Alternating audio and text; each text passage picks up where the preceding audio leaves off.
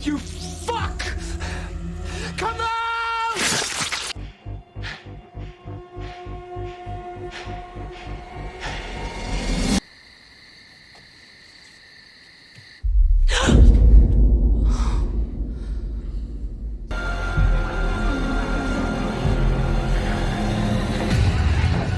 He's wearing a mask of my face and he's forcing me to record offensive hate speech and I...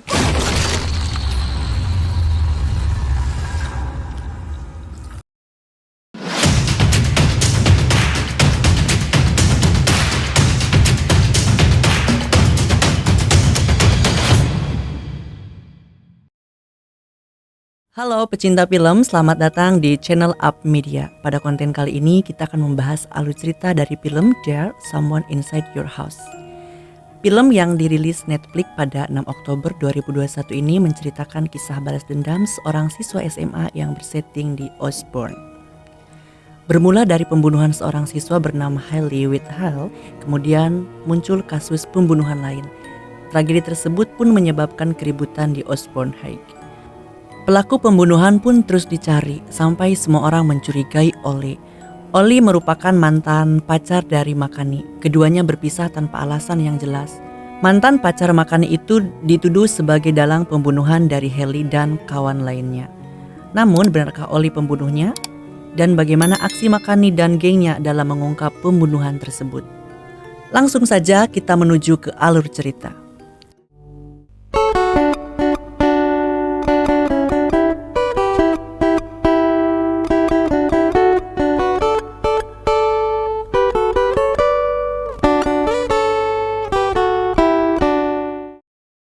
Berlatar di sebuah kota bernama Osborne, Amerika Serikat.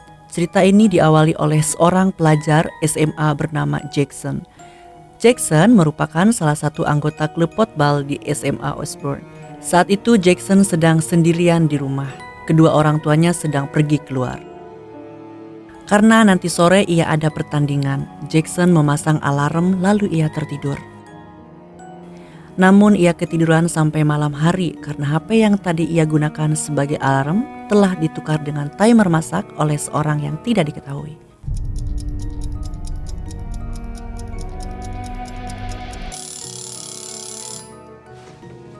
Jackson merasa kebingungan karena tidak ada siapapun di rumahnya. Ia juga bertambah panik saat melihat pintu rumahnya telah terbuka. Dan mobil yang ia parkir di halaman juga ikut menghilang. Merasa rumahnya telah dimasuki perampok, kemudian Jackson berniat menelpon polisi, namun ia membatalkan niat itu setelah melihat foto-foto dirinya terpasang di rumahnya. Foto-foto itu berisi kekerasan yang dilakukan Jackson terhadap teman satu klub potbalnya. Jackson kemudian melepas foto-foto itu yang ternyata mengarahkan dirinya ke kamar orang tuanya. Menyadari ada orang asing yang masuk ke dalam rumahnya, Jackson mengambil stick golf dan masuk ke dalam ruang pakaian. Di dalamnya semakin banyak foto-foto kekerasan yang ia lakukan. Jackson yang tidak menduga kalau si pelaku bersembunyi di bawahnya, tiba-tiba si pelaku menyayat pergelangan kaki Jackson. You fuck! Setelah melukai pergelangan kaki Jackson, si pelaku muncul dengan memakai topeng yang menyerupai Jackson. Dan tanpa ampun, si pelaku langsung menghabisi nyawa Jackson. Video kekerasan yang dilakukan Jackson kemudian dikirim kepada teman-teman Jackson. Mereka yang awalnya tidak tahu dengan penganiayaan yang dilakukan Jackson, kini aib itu dibongkar oleh si pelaku pembunuhan. Perhatian langsung tertuju kepada Khalid, yaitu orang yang menjadi korban penyiksaan Jackson. Tapi tak mungkin ia pelakunya, karena di saat yang bersamaan ia sedang bermain football di lapangan. Berita kematian Jackson menjadi perbincangan hangat di sekolah, khususnya mereka yang sedang berkumpul ini, yaitu Makani, Jax, Rodrigo, Alec, dan Darby. Mereka menduga pelaku pembunuhan ini masih dalam satu lingkungan sekolah. Mereka mencurigai seorang siswa bernama Ollie karena ia memiliki karakter sosiopat atau biasa dibilang perilaku antisosial yang menyimpang. Kemudian sepulang sekolah, Jax melihat mobilnya telah dicoret dengan kata-kata yang menghina ayahnya, Mr. Sanford. Banyak warga yang tidak menyukai Mr. Sanford, khususnya mereka yang tinggal dekat lahan perkebunan Mr. Sanford. Karena selama bertahun-tahun, Mr. Sanford mengintimidasi warga agar menjual tanah mereka karena ia ingin memperluas area perkebunan miliknya. Pagi harinya, Katie yang merupakan ketua OSIS di sekolah itu sedang mempersiapkan acara peringatan kematian Jackson di sebuah gereja. Ia ditemani satu teman yang bernama Marcus yang terlihat sedang menyiapkan sesuatu menggunakan proyektor. Katie terus mengajak Marcus berbicara, tapi Marcus tidak merespon dan kemudian menghilang. Tak lama kemudian Katie mendapat SMS dari Marcus yang mengatakan jika hari ini ia sedang sakit dan tak bisa membantu. Lalu, siapakah orang yang tadi berdiri di atas? Kemudian terlihat seseorang mengunci pintu dan memutar podcast percakapan pribadi yang pernah Katie lakukan. Percakapan itu berisi Katie yang melakukan ujaran kebencian kepada suatu ras. Tak lama kemudian sosok misterius menggunakan topeng menyerupai wajah Katie pun muncul dan mengeluarkan pisau untuk menghabisi nyawa Katie. Meski sempat terluka, Katie berhasil menyelamatkan diri ke dalam sebuah ruangan dan menelpon polisi. Tapi belum sempat ia menyelesaikan laporannya, orang itu pun muncul dari belakang. Sementara itu Makani sedang terlihat sedih karena masa lalunya, di mana dulu Makani pernah mendorong temannya ke dalam kobaran api. Kejadian itu terjadi saat Makani belum bersekolah di Osborne. Keesokan harinya, semua murid dipanggil ke kantor polisi untuk penyelidikan kasus pembunuhan Katie. Kemudian mereka dimintai keterangan satu persatu.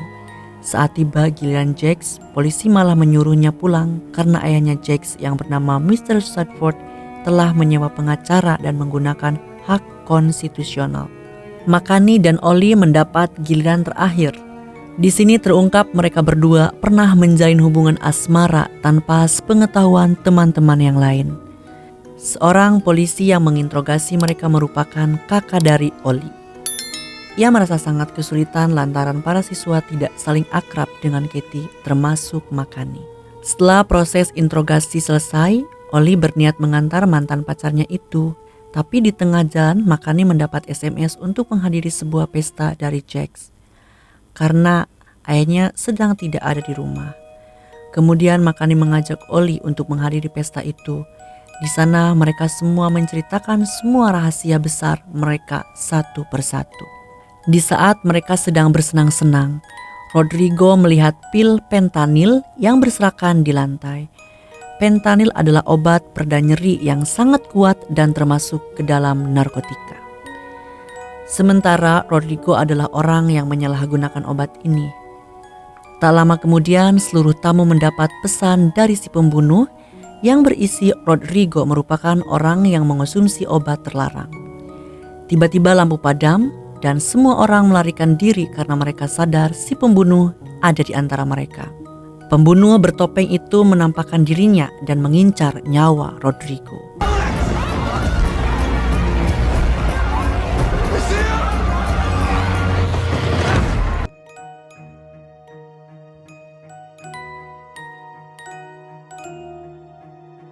Meski Rodrigo berhasil keluar dari rumah, namun si pembunuh menghentikan Rodrigo dengan menggunakan stun gun yang hanya dimiliki polisi. Setelah itu nyawa Rodrigo pun tidak terselamatkan.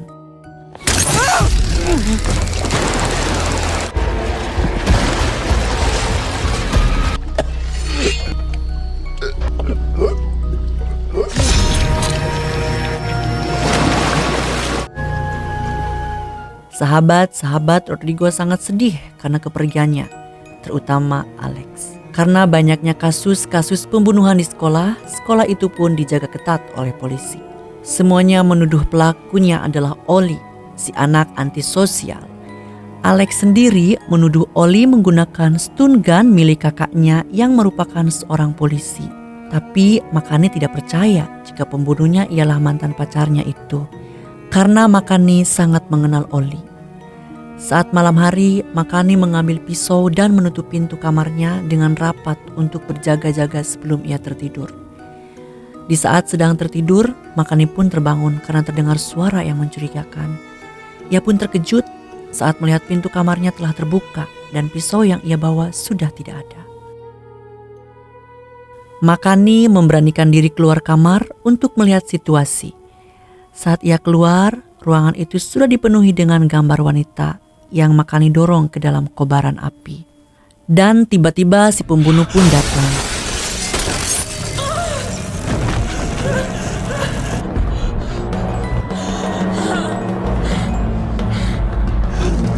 Ketika si pembunuh ingin membakar Makani hidup-hidup, Alex yang tiba-tiba berkunjung ke rumahnya itu pun memanggil-manggil Makani. Orang misterius itu pun segera pergi. Karena terburu-buru, topengnya pun terlepas. Meski Makani selamat, namun ia tidak sempat melihat wajah asli dari sang pembunuh itu. Tapi Makani mulai yakin jika pelakunya ialah Oli, karena hanya Oli lah yang tahu rahasia Makani itu. Makani akhirnya dibawa ke rumah sakit. Sedangkan Oli dipanggil ke kantor polisi terkait percobaan pembunuhan. Sementara teman-temannya jadi tahu aib Makani itu dari broadcast yang dilakukan oleh si pembunuh. Beberapa waktu kemudian Mr. Sanford mengadakan festival panen di ladang jagung miliknya. Ia membuat ladang jagung itu menjadi taman labirin yang luas. Mr. Sanford juga mengundang warga sekitar dan murid SMA Osborne untuk masuk melihat-lihat. Di saat bersamaan terlihat Makani yang sudah pulih sedang berada di depan gedung sekolah sendirian dan ia mendapat pesan bahwa Oli telah dibebaskan oleh kakaknya. Makani segera masuk gedung sekolah setelah ia melihat mobil Oli. Kemudian Oli mengejarnya.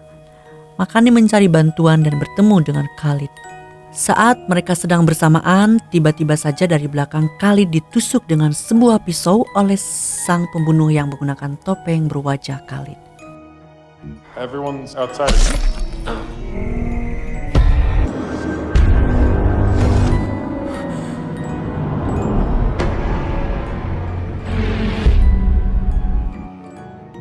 Beruntung sebelum Makani juga menjadi korban, Oli datang tepat waktu dan sebelum pergi orang misterius itu meninggalkan pisaunya. Makani merasa bingung karena bukan Oli lah yang menjadi si pembunuh itu. Kemudian mereka menelpon ambulan untuk membawa Khalid. Di saat itu, Makani menyadari bahwa korban pembunuhan selanjutnya berada di tempat festival Mr. Sanford. Dugaan Makani benar, si pelaku langsung membakar ladang jagung tersebut.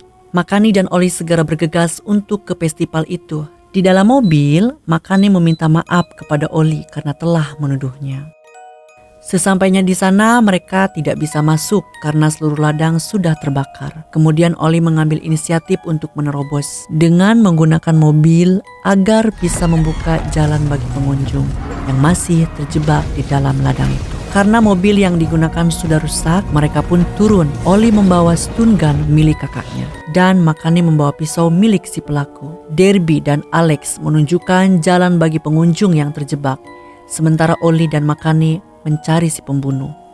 Psikopat itu sudah membunuh banyak orang di ladang.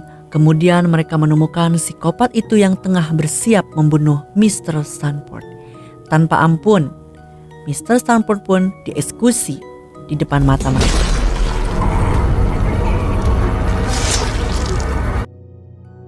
Dan si pembunuh itu melepas topengnya. Mereka terkejut bahwa orang itu adalah Jax. Jax mengatakan selama ini ia sangat membenci sikap dan perlakuan ayahnya. Atas perlakuan ayahnya ia juga ikut dibenci oleh orang-orang di luar. Ia juga membuka alasan mengapa membunuh semua teman-temannya karena ia tidak menyukai orang yang menyimpang rahasia.